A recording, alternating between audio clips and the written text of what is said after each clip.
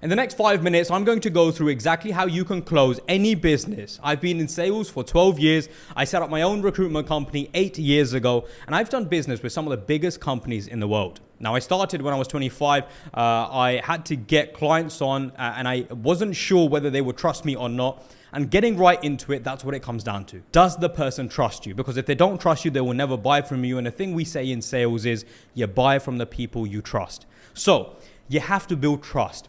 Does this person on the other side of the phone or other side of this client meeting or wherever they are, do they actually trust you, and do they 100% believe you're not going to scam them and you're actually going to deliver them a service? It's an issue that the person has and you need to resolve it. Now, as a Muslim, obviously we are on the back foot, and straight away, a lot of people won't believe that you're going to give them quality.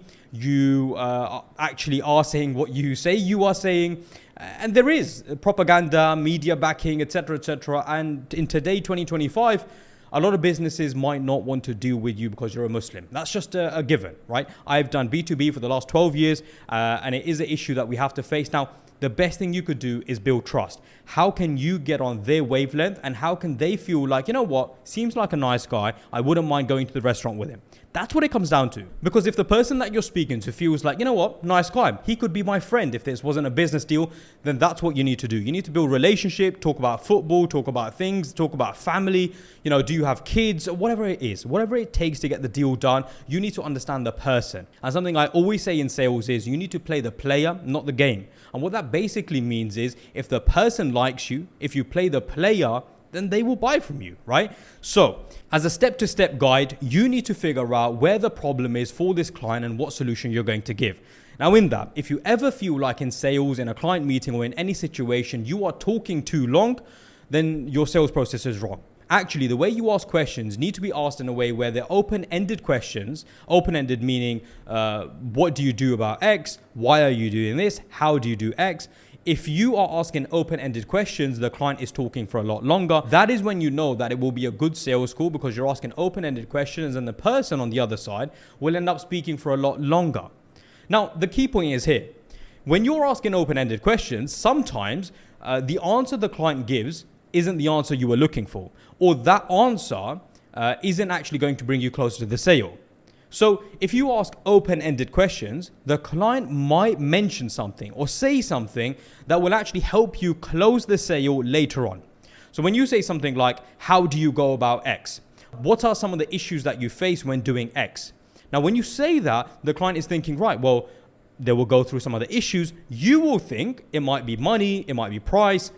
But when you're saying that, the client might mention something totally irrelevant, something totally different. And that might be an issue for them.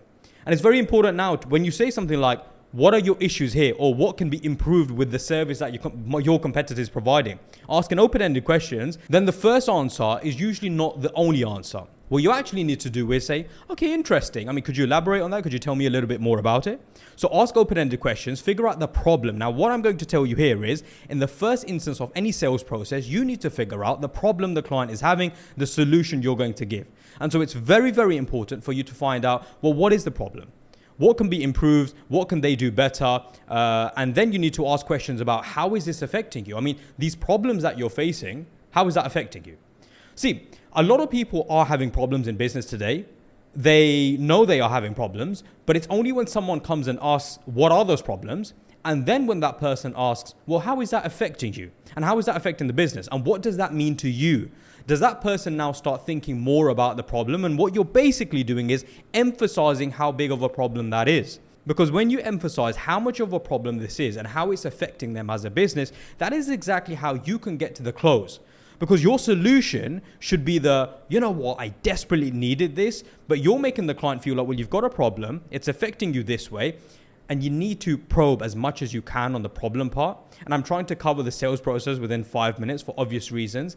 And then you need to get at the end to the close. Now, your close is going to be your solution. You need to understand something. People buy from the people they trust. You need to really hound down on the problem. You then need to ask them how it's affecting them. And then you're going to do a close. Now, if you're not saving this video, writing notes, going back, I don't know what you're doing, because this really is the sales process to close multi-million-pound companies. In fact, billion-pound multi-million-pound companies I have closed doing the same thing. Some of the biggest people in sales will tell you you need to find out the problem, ask questions, probe, and find out exactly what's going wrong. Now, let's say you've given the close and the client says, yes, I do want your service. Obviously, I'm rounding this up in 5 minutes, and actually there's videos of me talking about the same process and explaining it over 2 hours. And so watch those videos, right?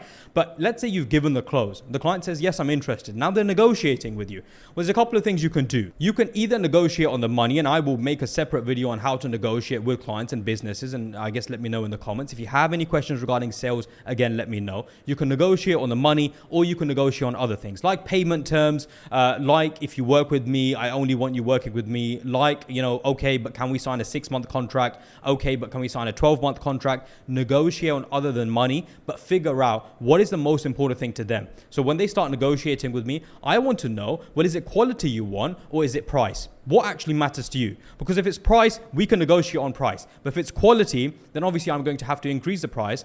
I want to make sure I'm giving you a good service. You need to ask questions, and the questions you ask will help you negotiate and help you close. What did I say in the beginning? I said, when you ask open-ended questions like, how is this affecting you? What is going wrong? Well, guess what? Now when the client turns around and says, yes, but do it for X, or yes, but do it for less price, or do it for this.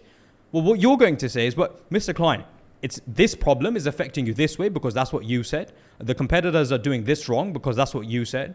And I want to avoid that.